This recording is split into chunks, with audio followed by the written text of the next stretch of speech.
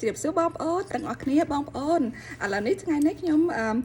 យក8តែឲ្យកលឹះថា8ដែលថាខ្ញុំចង់ចែកចាយដល់បងប្អូនឥឡូវនេះកុំខាត់ពេលខ្ញុំនឹងចែកចាយដល់បងប្អូនទាំងអស់គ្នាខ្ញុំនឹងនិយាយភាសាអង់គ្លេសហើយនឹងខ្ញុំនឹងបកប្រែហើយសង្ឃឹមថាបងប្អូនទាំងអស់គ្នានឹងរៀនជាមួយនាងខ្ញុំតិចតួចបងប្អូនអូខេឥឡូវនេះខ្ញុំនឹងចែក8 critical tips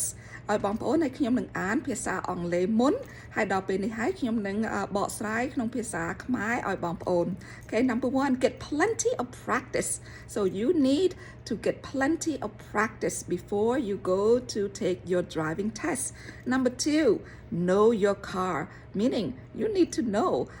the mechanical functions of your car, the smoothness ឬមួយ the roughness of your car អានេះសំខាន់ណាបងប្អូន so you need to know your car you know whether it is hard to turn the wheel or the brake, whether you need to tap gently on the brake or press hard on the brake. So those are the things that you need to know your car. Number 3,បងប្អូន prepare and adapt to anything. So you yourself, you need to be flexible. You need to prepare for anything that can happen because on the road, you need to be flexible and be alert. អាហ្នឹងបងប្អូនសំខាន់ទី4បងប្អូន pay attention to your driving. So when you are on the road, you need to pay attention to the driving, your own driving, your speed, okay, whether you need to slow down or whether you need to go with the traffic flow or you need to be aware of your surrounding. So know your driving. So pay attention to driving, okay? Number 5, don't rush to get there. What I mean or what they mean is that don't rush to get to the destination or don't rush to get to your driving test area. Take your time. Make sure you give yourself plenty of time, meaning you should not be late for your appointment. If you have an appointment at 10:30, you need to arrive there at least 10 minutes or 15 minutes before the time. So you need to give yourself plenty of time to get there. So you need to estimate your time accordingly and make sure once you get there, sit and relax. And នេះខ្ញុំចង់ explain តិចតួច Okay, next, number 6, don't tense up. Okay, sometimes when we are nervous or anxious about something, we get all tense up. Don't tense up. You need to relax. And then don't tense up. Number 7, don't forget the basic. There's a lot of basic skills that you need to know, or the basic functions of your car, things that you need to know beforehand. So you need to remember all of those basic skills, okay? How to adjust your seat belt, how to adjust your mirror, your side view mirror, your back, the rear view mirror. So all of that. So don't forget the basic, if you need to pull your seat up a little bit so your foot can reach the pedal, you need to do all of that. So adjust everything that you know, okay? So don't forget the basic. Number 8, don't be afraid to ask questions during your test. If you have any questions that you are unsure of, please, or your concerns, you can ask the instructor, the person who's sitting right next to you, the examiner, questions if you are unsure of something. So don't be afraid to ask questions. Okay, បងប្អូនឥឡូវនេះខ្ញុំនឹងបកប្រែក្នុងភាសាពីអង់គ្លេសទៅភាសាខ្មែរឲ្យបងប្អូនតិចតួចហើយបងប្អូនខ្លះដែលថារៀនបើកបរឡានហ្នឹងឬមួយដឹងកលឹះខ្លះឬមួយបងប្អូនមាន tips ដើម្បីជួយបងប្អូនយើងដែលថាកំពុងតែរៀនបើកបរឡានហ្នឹងចូល leave comments នៅខាងក្រោមឲ្យនៅក្នុងវីដេអូរបស់នាងខ្ញុំផងដើម្បីនាងខ្ញុំចែកចាយដល់អ្នកផ្សេងទៀតលើក្រោយក្នុងវីដេអូផ្សេងទៀតបងប្អូន Okay, number 1, get plenty of practice. អានេះបងប្អូនសំខាន់មែនទែនបងប្អូនត្រូវហ្វឹកហ្វឺនឲ្យបានច្រើនបើកបរឡានឬមួយរៀនបើកបរឡានឲ្យបានច្រើនមុននឹងបងប្អូនទៅបន្លងជាមួយអ្នកដែលថាគេធ្វើតេស្តយើងហ្នឹង So it is very important that you get plenty of practice before you go to your your driving test exam, okay? And make sure you hire, if you are going to hire someone to teach you to drive, make sure you hire someone who is a professional ឬមួយ someone or an organization that is reliable or have very good reputation បងប្អូនបើសិនណាបងប្អូនថាជាឪពុកម្ដាយយើងចង់បង្រៀនបងកូនរបស់យើងឲ្យចេះបើកបរបង្រៀនបានបងប្អូនប៉ុន្តែបងប្អូនត្រូវបើសិនណាបងប្អូនអត់ចង់បង្រៀនឬមួយអត់មានពេលឬមួយអ្វីដែលថា reasons បងប្អូនមិនអាចបើកបង្រៀនបានបងប្អូនអាចរកអ្នកផ្សេងមកបង្រៀនកូនរបស់យើងអានេះយើងអាចជួលគេឲ្យបង្រៀនហើយយើងត្រូវរកទៅថាក្រុមហ៊ុនណាដែលថាយើងមើលទៅថាមាន reputation ដូចថាមានឈ្មោះល្អបងប្អូនដែលថាយើងអាចទុកចិត្តបានឬមួយគេហ្នឹង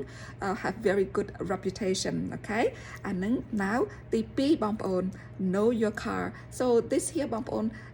before you go to your driving test បងប្អូន you need to be aware ឬមួយ know your car very well meaning you know the brakes everything the mechanical or the things that are inside your car making sure that your car will run smoothly for the test okay so make sure you bring the car that is reliable so know your car when you know your car you've been practicing with that car for a couple weeks or couple months Happy Friday Yay Happy Friday នឹងអ្នកបង្រៀនជាមួយខ្ញុំដែរពេលព្រលឹមបងប្អូនគេ Happy Friday ឥឡូវនេះខ្ញុំបន្តទៀតអានេះខ្ញុំចង់ចែកថា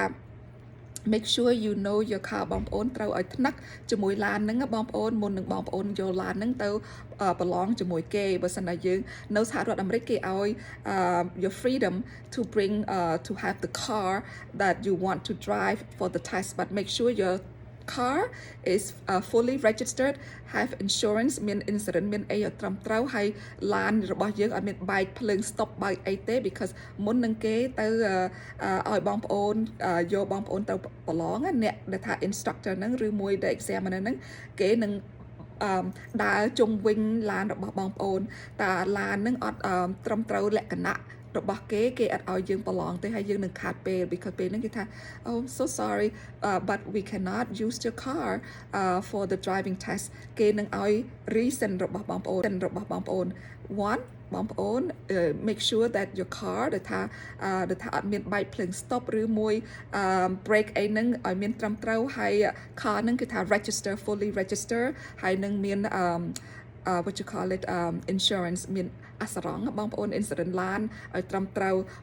ពេលហ្នឹងគេសុំ insurance ឡានហើយនឹងគេពេលហ្នឹងគេសុំមើល registration ថាឡានហ្នឹង fully registered ហើយនឹង legally registered បងប្អូនដែលត្រូវតាមច្បាប់អូខេអាហ្នឹងសំខាន់មែនតើបើសិនអត់ទេគេអត់ប្រឡងគេឲ្យយើងប្រឡងទេហើយយើងនឹងខាត់ពេលវេលាហើយយើងត្រូវដាក់ម៉ោងពេលវេលាថ្មីទៀតបងប្អូន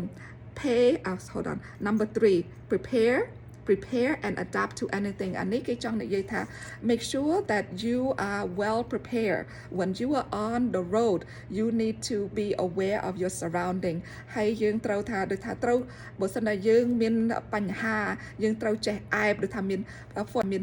for example អានេះបងប្អូនជួនណាយើងបរឡាន on a road test ហ្នឹងជួនណាមានឡានទឹកមានឡានភ្លើងមានឡានអាម៉ាឡង់អីយើងត្រូវចេះអែបគៀនពេលមានអាសន្នឬមួយពីរយើងត្រូវចេះធ្វើម៉េច so you need to be prepared if your car has a flat tire ពងបប្រឡងលេងឡានហ្នឹងកំពុងដូចថាវាបែកកង់ឬមួយធូរកង់យើងត្រូវធ្វើម៉េចយើងត្រូវអែបគៀនហើយយើងត្រូវ put the blinker on so that you can go to the side of the road or things that you need to do so you need to be able to គេហៅថា adapt being able to adapt to anything ដូចថាយើងអាចបត់បែនតាមកលៈទេសៈឲ្យបងប្អូនអាហ្នឹងយើងត្រូវតែចេះឲ្យបងប្អូនឆ្លៀសវៃក្នុងនឹងមែនតើ pay ហ្នឹងគឺថា prepare and adapt to anything could happen គេហៅថា Murphy law chaos could happen so you need to be prepared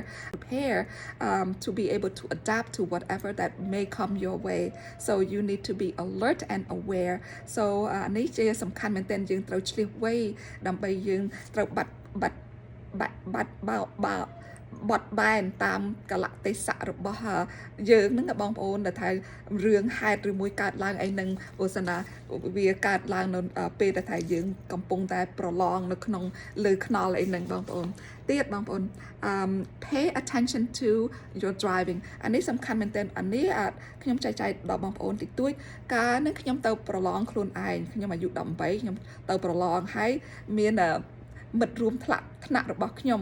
គាត់ធ្លាប់ប្រឡងម្ដងហើយតែគាត់ធ្លាក់ហើយគាត់ក៏មកខ្សឹបខ្ញុំថាស៊ីណូណា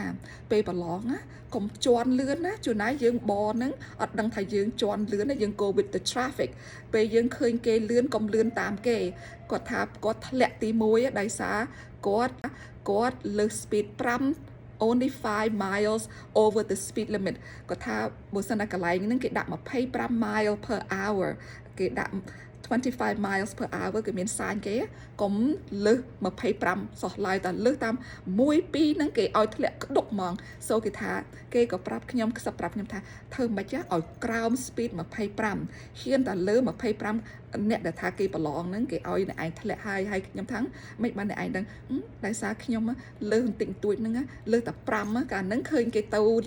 លឿនតាមគេដែរដល់លើសតែ5គេថា25ខ្ញុំទៅ30ដូចគេដែរលេងគេឲ្យធ្លាក់ក្តុក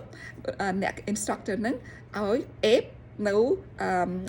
on the side of the road and ថាធ្លាក់គេថាធ្លាក់នឹងដោយសារអ្នកឯង went over the speed limit អានេះខ្ញុំចង់ចែកចាយដល់បងប្អូនអានេះដោយសារខ្ញុំមានមិត្តភ័ក្តិរួមថ្នាក់ដែលថាទៅប្រឡងជាមួយខ្ញុំដែរគេ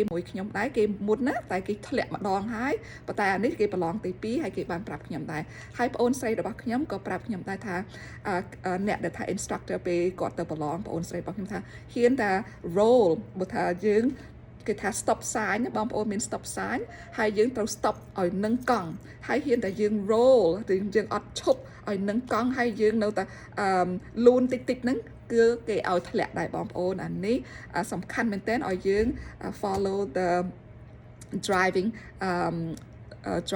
what you call it laws or regulation ណាបងប្អូនច្បាប់របស់គេកុំឲ្យ roll អានេះចែកចាយដល់បងប្អូនតិចតួច so pay attention to your driving បងប្អូនពេលវាយពេលយើងត្រូវដូរ lane យើងត្រូវ put blinker left or right ហ្នឹងយើងត្រូវដាក់ blinker បើសិនណា instructor ថា go to the left lane យើងមិនអាចដូរ lane ភ្លាមអត់មានដាក់ blinker សុំគេចូលទេណាយើងត្រូវតែ turn on your blinker making sure you look to your left or your right depending on which side you are going to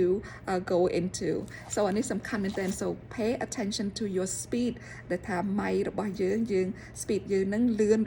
ឬ slow យឺតពេកយើង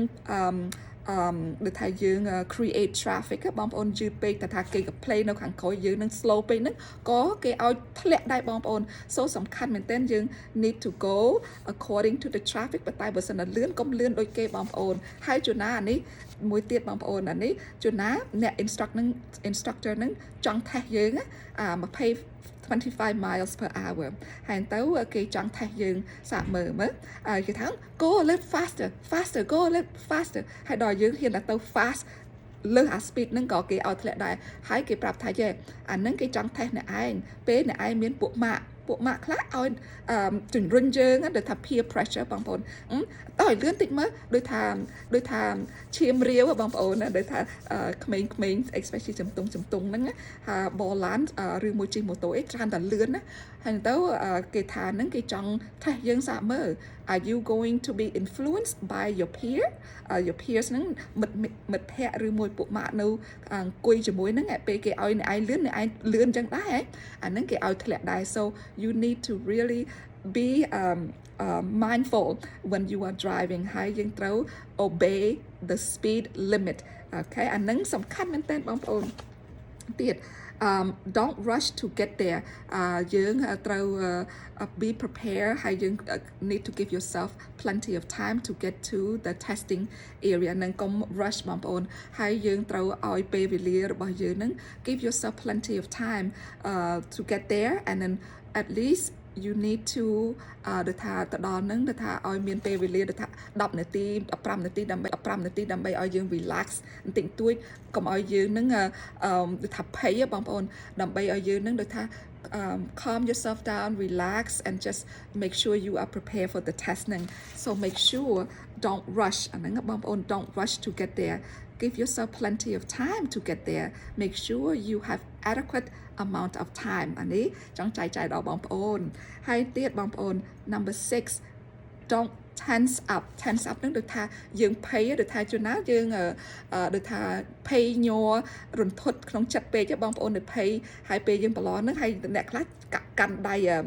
ចកោតឡាហ្នឹងកាន់ដៃឡើងសមអម្រាមអស់ហើយកុំបងប្អូនកាន់ថាឲ្យស្រួលហើយ relax អានេះចំពោះខ្ញុំពេលខ្ញុំមានដូចថាភ័យឲ្យក្នុងចិត្តអីខ្ញុំបន់ស្រន់ដល់ព្រះដែលថាឲ្យព្រះជួយខ្ញុំ I'm like praying to God ថា God please help me ពាក្យតាន់តិចតួចហ្នឹងដើម្បីខ្ញុំនឹកឃើញដល់ព្រះដើម្បីឲ្យព្រះជួយខ្ញុំហើយឬមួយខ្ញុំថាឲ្យ remind របស់ខ្ញុំនេះ remind myself to relax take deep breath ហឺតដូចថា inhale and exhale បងប្អូនយើងដកដង្ហើមចូលយើងដកដង្ហើមចេញឲ្យស្រួលបួលដើម្បីឲ្យ blood pressure យើងនឹង calm down តិចទៅបងប្អូនអានេះso that you will not be tense up and to the point where you are overly nervous ហើយនៅទៅដល់ពេលញ័រភ័យញ័រខ្លាំងពេកយើងអាចធ្លាក់ so relax ហើយដល់ពេល relax ហ្នឹងបងប្អូនដកដង្ហើមចេញដកដង្ហើមចូល1 2 3ឲ្យស្រួលបួលហើយដល់ពេលយើងចូលក្នុងឡានយើងធ្វើសេរីឡានណាសេរីកញ្ចក់ឡានជាហៀងផងលើផងជាហៀងខាងអ្នកតកង់ឡានផង driver seat យើងហ្នឹងឬមួយ passenger seat យើងឡានយើងសេរីហើយប៉ុន្តែយើងធ្វើជាថាយើងសេរីហ្នឹងដើម្បីឲ្យអ្នកអង្គុយមើលយើងប្រឡងហ្នឹងថាយើងយកចិត្តទុកដាក់ហើយយើងធ្វើណាបងប្អូនហើយដល់ពេលយើង turn អីយើងងាកឲ្យនេះឲ្យច្បាស់ហើយបើសិនតែគេឲ្យ back up ហ្នឹងយើងថយមើលបបាយខ្លួនមើលខាងក្រោយឲ្យត្រឹមត្រូវកុំ use ឡានឥឡូវទំនើបថ្មីឥឡូវដូចគេមាន camera នៅហ្នឹងបងប្អូនប៉ុន្តែបើមាន camera ហ្នឹងក៏ល្អដែរប៉ុន្តែគ្រាន់តែយើងត្រូវងាកមើលខាងក្រោយយើងត្រូវងាកមើលខាងស្ដាំខាងឆ្វេងនឹងឲ្យត្រឹមត្រូវហើយកញ្ចក់rear view mirror ហ្នឹងបងប្អូនត្រូវមើលដើម្បីយើងមើលខាងក្រោយឲ្យត្រឹមត្រូវបងប្អូនអានេះគឺថា so that you can relax a little bit ហើយ breathe in ដកតាមចូលតាមចុះអញ្ចឹងទៅដើម្បីឲ្យបងប្អូន relax so that you will not be tensed up okay ទៀតបងប្អូន number 7 don't forget the basic បងប្អូនដាក់ខ្សែក្រវ៉ាត់សំខាន់មែនតើពេលយើងចូលនៅក្នុងឡានបងប្អូនសំខាន់មែនតើបងប្អូនត្រូវដាក់ខ្សែក្រវ៉ាត់ហ៊ានតែបងប្អូនចាប់ផ្ដើមបោះឡានហើយអត់មានដាក់ខ្សែក្រវ៉ាត់គឺខ្សែក្រវ៉ាត់គឺតែធ្លាក់ហ្មងហើយអានេះខ្ញុំពេលហ្នឹងខ្ញុំអត់ដឹងថាអ្នក instructor ហ្នឹងអត់ត្រូវដាក់ខ្សែក្រវ៉ាត់ទេដើម្បីគេនឹងខ្ញុំអត់ដឹងបងប្អូនខ្ញុំក៏ថាខ្ញុំចូលក្នុងឡានខ្ញុំដាក់ខ្សែក្រវ៉ាត់របស់ខ្ញុំហើយខ្ញុំក៏ turn to អ្នកដែលថាប្រឡង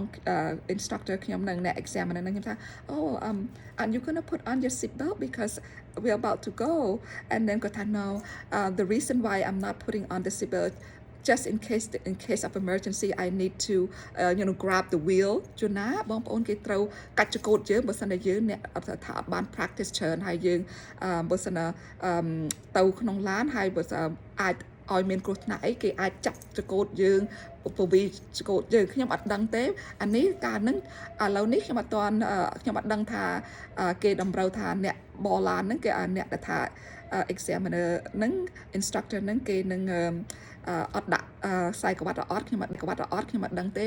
because វាច្រើនឆ្នាំមកបងប្អូនហើយខ្ញុំអត់បានសួរកូនខ្ញុំដែរប៉ុន្តែគាត់ថាកាលខ្ញុំជំនាន់ខ្ញុំដាក់ខ្សែក្រវ៉ាត់ប៉ុន្តែគេហ្នឹងគេអត់ដាក់ទេគេថាគេអត់ដាក់ទេដោយសារខ្លាចបើសិន just in case of emergency they can grab my wheel and turn it so that it to prevent accident អានឹងគេ explain មកខ្ញុំណាសូមថាអូអូខេអានឹងខ្ញុំអត់ដឹងដែរខ្ញុំប្រាប់គេឲ្យដាក់ខ្សែក្រវ៉ាត់ដោយសារខ្ញុំការពារសុវត្ថិភាពរបស់គេដែរណាតែគេថាអត់ទេចំពោះគេត្រូវអត់ដាក់ហើយគេនឹងដើម្បី reason របស់គេនឹងទៀតបងប្អូនអានឹងថា don't forget the basic skills that you have learned from driving tests or driving school and things that you need to know to help you follow traffic rules or regulations law របស់គេនឹង things that you need to do adjust your seat adjust your mirrors all of that so make sure you do all of that so don't forget លេខ8បងប្អូន don't be afraid to ask question បងប្អូនមានសំណួរអីដែលថាអ្នកដែលថាប្រឡងយើងហ្នឹងអ្នកអង្គុយដែលថានឹងយកយើងទៅប្រឡងហ្នឹងសួរគេបងប្អូនយើងឆ្ងល់អីយើងអត់ចេះអីយើងសួរគេណាហើយបើសិនណាគេដែលថាយើងអត់យល់គេអីយើងគាត់ថា can you please repeat what you just say to me or can you rephrase that ឬមួយ oh can you explain that to me ដែលបើសិនណាយើងអត់ចេះយើងអត់ឬមួយចាប់អត់បានដែលថាគេនិយាយឲ្យយើងធ្វើអី parallel parking ឬមួយ go and park over there ឬមួយ turn left turn right បត់ឆ្វេងបត់ស្ដាំហ្នឹងបត់ស្ដាំ turn right បត់ឆ្វេង turn left អញ្ចឹងណាបងប្អូន